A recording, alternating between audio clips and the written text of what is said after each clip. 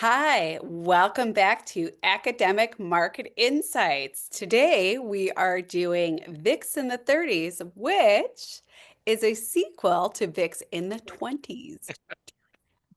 Okay, and I'd like you to welcome Dr. Rowe, Dr. Russell Rhodes, and myself, Dr. Larissa Adamietz.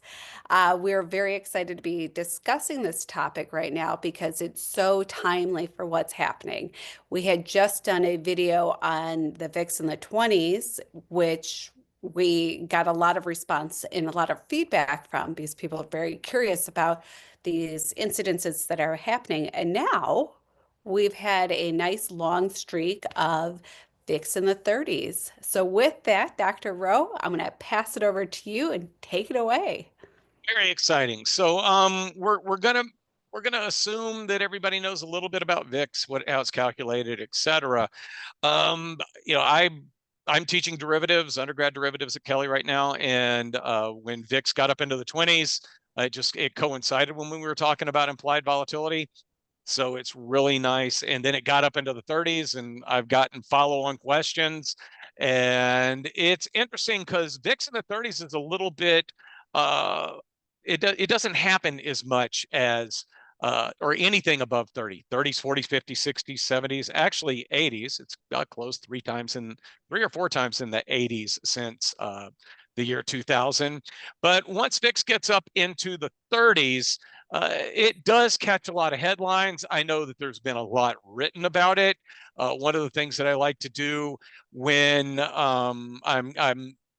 we're so close to the financial markets that I like to look at Google Trends sometimes. And of course, the Google trend for VIX over the past few weeks has been up at the higher end, if not at 100%.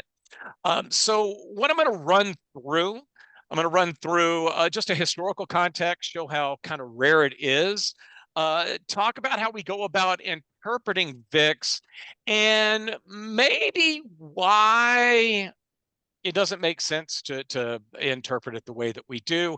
And then I did some work on when the streak above 30 comes to an end. And the reason I did that, and the reason that we decided we had to get this video out fairly quickly, is because the day before we're recording this or the trading day before we were recording this on April 17th, 2025, a 10 trading session streak of VIX closing above 30 came to an end. So I did some digging to see what has happened in the market when those types of streaks come to an end, and there are not that many of them. So it's something that's pretty easy to look at. In a historical context, there's all kinds of ways you can show what what is an average VIX, what's a normal VIX, all those sorts of things. What I like to do is I like to take a look at VIX by handle. And for those of you that don't know trader speak, Larissa, Dr. A, you know what the handle is, right? I love I'm putting going to people on the ask spot you like to that. explain that. Well, so it's basically the number that it starts with. For instance, VIX closed the last trading session. VIX closed at 29.65. We would say that the handle for that is 29. Okay. Um, so it's basically the big round number. And the lowest handle that we have had for VIX closes is down there at 9, and the highest is up at 82. And basically, as we stair step up, we have a larger and larger percentage of closes covered by the lower handles. And again, that everything below 30, it really is about 90% of VIX closes. So about 10% of the 6,312, I think, the 6,300 or so closes that we've had in VIX since January 1st, 2000. 90% of them have been below that 30 level. What's a bit more startling, oh, well, first off, I apologize. I did want to talk about how we go about interpreting this. And I am well aware, because I believe I talked about the rule of 16 on an earlier video, that there are option guys out there that say that I'm not doing this right. Well, I learned it from the floor traders who were making markets, et cetera. And I feel like you want to go ahead with the liquidity providers on something like this. Also, it doesn't make a giant difference if you use 252 or 365 as the denominator in this.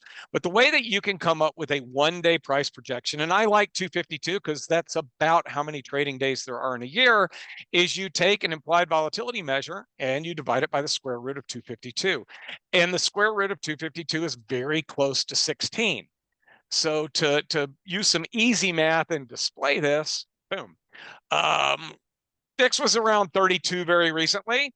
If you divided that by the square root of 252, you get 2.016%, which really means that the option market is projecting that a 1 standard deviation move the following day is plus or minus around 2%. The average change for the S&P 500 on a day-to-day basis is well under 1%. And that's why we often see VIX at 13, 14, 15. But lately it has been at elevated levels, and this higher volatility has been justified. I can tell you that, with VIX up at 48, we are talking about, a 3% move day over day on average. That's a pretty hefty intraday move. We didn't see too many outlier moves in the week leading up to VIX falling under 30. Even though the stock market happened to be down that week, VIX fell as well, and it really was because we were seeing lower realized volatility, and VIX had definitely been overpricing the one-day move. Something that we haven't had until the last couple of years. In fact, I think SIBO is celebrating an anniversary of daily SPX options. But I personally think that using the at-the-money straddle for the S&P 500 index complex as a percent of where the S&P 500 is a better one-day projection of what the market is expecting the market to do than the 30-day implied volatility measure that we get from VIX. So no huge disagreement on that one, Dr. A? No huge disagreement. And if you think about the straddle, you're looking at closer dated options for it. So from just a layman's standpoint, it seems like that would be more reasonable for that to be a better indicator. And that's already on the list of the next video to do. I assume that because that one is owed a bit more explanation as well. So And it'd fine. be Yep. I Go was ahead. saying for that other video, it'd be nice to talk about how especially when you're looking at implied volatility of a multi-leg spread, how do you extract that? How do you interpret that? Especially if you've got a long and a short position, how do those implied volatilities work together? How do you tabulate those? And I'm really thinking about your undergraduate students who are getting ready to take a final exam. The implied yeah, and they got to know. If they don't know implied volatility, it makes my heart hurt It would. because It makes it's my just heart hurt for you. and they all had and I recently had a question where they had to tell me what VIX was, and some of the answers made my heart hurt, but not all of Oh. them. Yeah. Yeah. So so I took as noted, there have been, I didn't say how many, but there have only been 12 streaks since the year 2000 of VIX closing above 30. And the streak column, that's the number of trading days that VIX closed above 30. And you can see the streak of 10. That one ended on April 17th, 2025. That's the most recent one. A lot of numbers on here, Dr. A. Is there a number you think you should see that you don't see? 2008, our 2008's favorite not on there. year. Yeah, It's and not that's, on there. well, it kind of is. VIX went above um, 30 and remained above 30 in the fourth quarter of 2008, and then did not fall below 30 until May 19th, 2009. But that was by far our longest streak above 30. And they go down very, very quickly. And in fact, there are about 100 instances where VIX has gone above 30 and come back below, and about half of them are 1 or 2 day instances. And it's very much of a barbell type thing where you've got just a handful of really of multi-day streaks and a whole lot of 1 and 2 days, and then a handful of them in between those two time frames. So typically VIX spikes up above 30, comes right back down, which is something that we're used to. But every once in a while, and we just had one come to an end, we've got VIX above 30 and it stays up there. Well, and you got to think the last time this also happened was March of 2022 that we've had a long streak. So it's been a couple of years. I also wanted to make a small joke about the 2008 one. I don't know if you remember Dr. Rowe at the FIA conference of in the fall of 2009. FIA sent out a survey to everybody asking about what they thought about 2008. And they had a bunch of things about how bad the market was. And they said, or was 2008 a banner year for you? And as terrible as it sounds, I was working for an options firm at the time. So 2008 was actually a very good year. So these long stretches of volatility, of things happening in the market, of things moving, is actually very good for options traders because that's what really drives those prices. So so from and now that's for academics, it's a lot of fun to look at it. Yeah, Um, no, it's and there are I survived. Actually, I had a pretty good 2008 too, but because I was trading breakout systems. Uh, just happened to be in the proper market at the proper time for that one. Problem was you could put up great numbers running a breakout system in 2008, but nobody had any money to give you to manage after that. If nope. anything, they needed it back for other reasons. So so I found these streaks, and the big question is what happens after these streaks. And what I did was I took each of the 11, not including the one that we just experienced, but the other 11, and I took a look at what did the S&P 500 do over, and these are number of trading days, 5, 10, 20, 60, and 120. I mean, basically 20 days could be thought of as a month, 60 as a quarter, and 120 as half a year. I know there's a few more days there, but it's just easy to use these round numbers. And this doesn't tell you a whole lot. There's a heck of a lot of green with the 120 and the 60 days and the 20 days as well. But 5 days, that's right there. That's kind of discouraging that you got several instances where even though the streak came to an end, that the S&P 500 actually sold off over the next 5 days. So I narrowed these things down to what we care about. And the first one is positive performance for the streak and positive performance for all days from January 1st through recent data. And for the streak, we had more days than not where, I'll go back for 1 second, 1, 2, 3, 4, 5, 6, 6 of 11 observations. The market was actually lower 5 days later after that VIX above 30 streak came to an end. So less than half the time. Uh, over the last 25 years or so, the S&P 500 has risen 57.09% of the time and dropped, what was that, 42.891% of the time. As we start to move out in time, the streak starts to widen out relative to all days. 10 days, 20 days, 60 days, and 120 days. And I think 20 days, although it's a really good number, I think it's also kind of unique because that's the time frame that VIX is measuring. That's a 1 month time frame.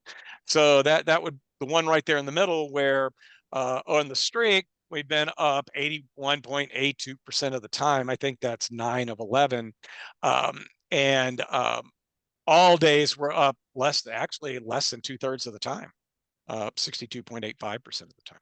So if you've got a intermediate to longer term outlook, and in this day and age, intermediate might be a month, this could be considered somewhat of a bullish signal. I have been very bearish in the trading that I do, and I've started to turn. I'm still bearish, but I'm less bearish than I was. Some of these numbers are starting to get me to think about maybe at minimum I ought to go neutral. Mm. And then finally, and these numbers are really startling, the average performance over 5, 10, 20, 60, and 120 days after the end of the streak, and basically all trading days. And again, the farther out you go in time, I mean that 120 days. Now I know it's only 11 observations, and we can argue about statistical significance and all of that, but really at a very high level and on the surface, when VIX has fallen below 30, it has started to indicate that uh, it's a bit safer to get back into the market. Uh, you and if it doesn't look good after the first 5 days of getting back into the market, maybe you need to be patient. Yeah. That's just the time frame that hasn't worked particularly well. So with all of that, all those numbers I threw out at you, what you thinking? That is what I got. It's, we were talking offline earlier. It's just such an interesting time period right now, even though the VIX is almost indicating that this would be potentially a bullish time and that perhaps you should be changing from bearish. It's hard to not pay attention to the other things that are happening. So, for example, we were speaking about this offline, but a lot of the banks have started to change their outlook for the year. So the banks were Yeah. much more bullish at the beginning of the year and they've scaled back quite a bit. That has some concern. So we've got the VIX coming down and still banks have pulled in their estimations for where the S&P is going to end up at the end of the year. We were also discussing some shopping trends, and these are just observations from our own personal lives. There aren't hard numbers behind this. Um, but yesterday I was at the mall and it was packed full of people, just packed. So we've got these issues where people are complaining about inflation and tariffs, and theoretically everybody should really be pulling back on their spending, which is going to, if they do, we should see quite a bit of a downturn for most corporations. However, we're not actually seeing that happen. No, not at all. Not in the And least. it's hard for me to feel comfortable trusting this as a positive signal. And that's just my initial interpretation. Like, I understand, I saw the numbers, I still don't quite believe it myself. And I do No, I appreciate that you threw out there that the law of large numbers and statistical significance, because we have a smaller data pool to work with, but just, anecdotal information, when you look at the marketplace, it not doesn't not in seem the to add least. up quite. So what are your thoughts on this? Oh well, I mean the markets, the targets by the big banks with respect to the S&P 500, they've actually started to come in line with where the S&P 500 is right now. Mm. So that I feel like we've got one that's a little bit below J.P. Morgan, the Goldman, Morgan Stanley, and Bank of America. They've all got something much higher. So it's just something that I think they've come back down and they've reset themselves to a place where a lot of other people already are. Yeah, You know what I mean? And then it's interesting, the dichotomy, because you were at the mall and I was at the airport, and the mall was busy, busy, busy. I personally think it was in front of Easter, and I know for a fact that there's some prom shopping going on right now because I think I'm buying a prom dress as I stand here. Um, but there's that going on as well. I was at O'Hare, and there was, anybody that lives in suburban Chicago that uses O'Hare, maybe uses American Taxi. I was standing where the American Taxi picks you up. I was the only person there. And I was at the end of where everybody gets picked up, and I took a picture. You could have fired, sometimes they say a shotgun, and I could have fired a machine gun all over the place and I wouldn't hit a thing. wow. There was just nothing there. So I don't know if some discretionary spending is coming under pressure and other is not. It's just one of those things that we'll have to we'll see how it plays out. And then, of course, there's probably going to be uh, some purchases of things that we start to be concerned about actually being able to get. Right. I can't personally, our cars are okay. Our PCs are okay. Our TV on the thing behind me over there, Yeah. those are all okay. So, um, with that, I think we're all going to be okay as far as the economy goes. Well, and it's yeah, I do too. I still think though this year isn't going to be as banner of a year as some people may have hoped for, Oh, but no, no, no, no. I think we've got some definite economic slowing and some other things that we're going to have to deal right. with as we push through what as we push through what the tariffs are going to bring us, what the disruptions are going to be around what the tariffs are going to bring us. Absolutely. So, all right, with that, the prom shoppers just came back into my house, so I'm gonna tell you to take us out. And say thank you so much for joining us. We thoroughly enjoyed doing these. So if you like this video, please hit like. And if you haven't already subscribed, please hit subscribe. My kids really get a kick out of seeing the likes and they get a kick out of seeing the comments. Again, we're open to constructive criticism and we are very open to topic ideas. With that, thank you so much, Dr. Rowe, and thank you all for joining us. Have a great afternoon.